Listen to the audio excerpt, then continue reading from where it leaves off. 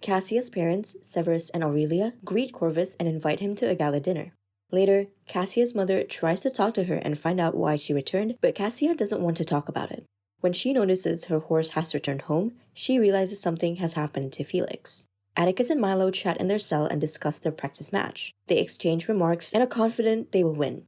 Atticus believes he'll become the champion and gain his freedom tomorrow, but Milo warns him not to be deceived because he thinks the Romans are treacherous and won't keep their promises. Their conversation is interrupted when they are chosen to be taken to Severus's house. Along the way, Milo spots Proculus and realizes that the man who killed his parents is in town. In Severus's house, wealthy ladies can rent any of the gladiators for the night for a substantial reward. Meanwhile, a wealthy citizen meets with Corvus and shows him plans for a new amphitheater. The official reports that the emperor won't invest in this project since he's only interested in Rome. However, he's willing to cover all the costs, with the condition that Severus brings his daughter to Corvus. Atticus, the tall and dark-skinned gladiator, attracts particular attention, while Milo is interested in only one person, Cassia. This is noticed not only by Cassia's friend, but also by her mother. Severus finds Cassia and introduces her to the distinguished guests. When Cassia sees Corvus, it becomes clear they knew each other before. It was because of Corvus's harassment that Cassia was forced to leave Rome and return home.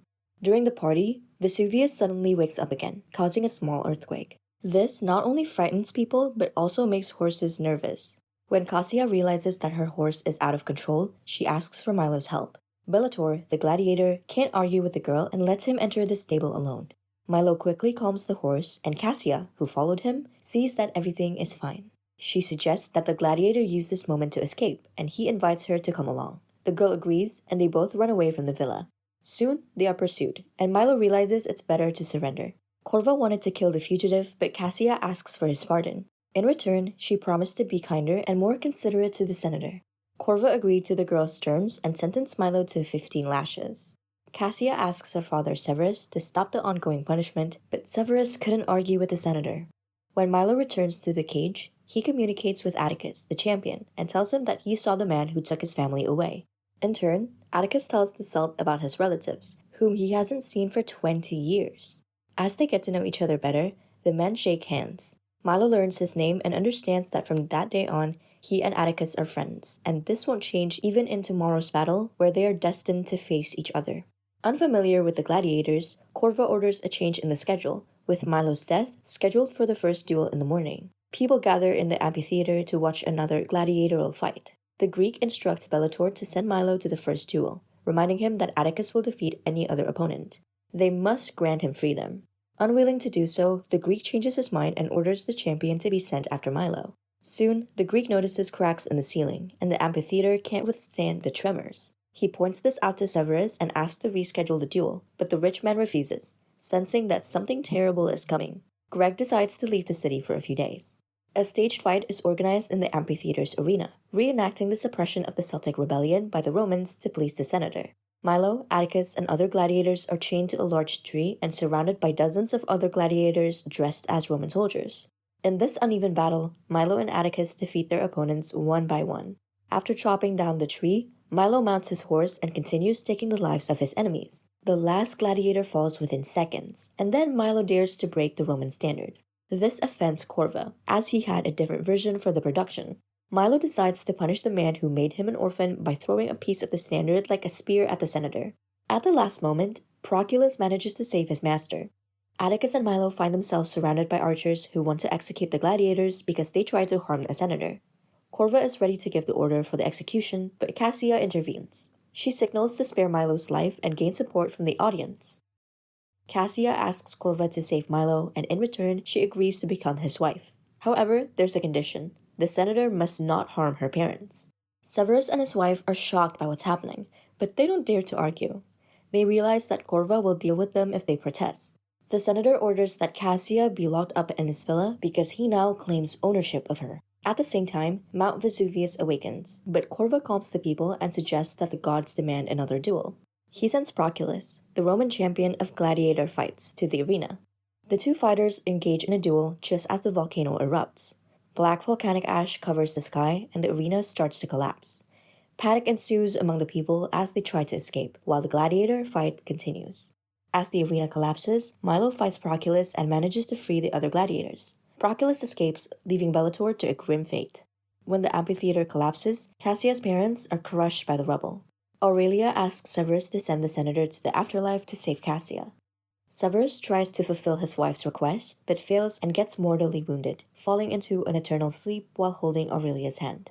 Upon meeting Proculus, Corva orders him to take him to the harbor. Meanwhile, the Greek, unable to leave the city in time, pays the guards to let him board a ship and sail away from the coast as quickly as possible. The gladiators ascend to the arena and discover Cassia's parents, who have passed away. Aurelia asks Milo to take care of her daughter, revealing that Cassia is locked in a villa at the foot of Vesuvius. Atticus suggests running to the harbor, but Milo insists on staying with Cassia. Inside the villa, the Celt rescues Cassia from the collapsing and burning building.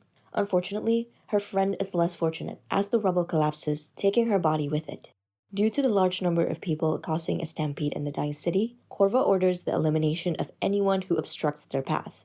At that moment, a burning volcanic boulder approaches the senator, leading him to change his mind. Atticus, along with the others, attempts to flee the city's harbor but notices a colossal tsunami forming in the sea, capable of wiping out the city. He changes direction and saves a baby who has lost her mother. After the tsunami threat subsides, he returns the child to her mother. Meanwhile, Milo and Cassia take shelter from the falling rocks for a few minutes. Just as it seems the worst is over, it becomes apparent that Vesuvius continues to spew stones and Pompeii is on the brink of obliteration. Following a meeting with Atticus, Milo suggests heading to the arena to free the horses and use them to escape. The gladiators descend underground, encountering Roman soldiers. Cassia spots her deceased parents and bids them a final farewell. However, she is captured by Proculus and handed over to the senator. Corva chains Cassia to the chariot as he attempts to flee the doomed city. The gladiators have just faced off against the warriors and now find themselves facing Proculus. The senator is leaving, so they decide to split up. Atticus stays behind to confront Proculus, while Milo mounts his horse and races after the senator to rescue Cassia. In the battle, Proculus seriously injures Atticus, but he doesn't give up. He breaks his sword and uses a piece of it to fatally wound the Roman gladiator. Meanwhile, Cassia manages to break a piece of the board that's holding her hand captive. However, a cobblestone arrives, causing the chariot to overturn. Milo fights Corva and inflicts serious injuries on him. Cassia decides to assist the man she loves and chains Corva to the chariot. As they recall the events that occurred 17 years ago, Milo leaves the senator to his fate. The couple attempts to escape, but the horse can't carry them both. Realizing that they can't outrun Vesuvius, Milo and Cassia make the decision not to run. In their final moments, as they face certain death from the volcanic eruptions, the lovers share a kiss and meet their end. Atticus also meets a heroic end, facing a flow of scorching lava as he remains undefeated. Thank you for watching, and we hope you'll subscribe and like the video. See you soon!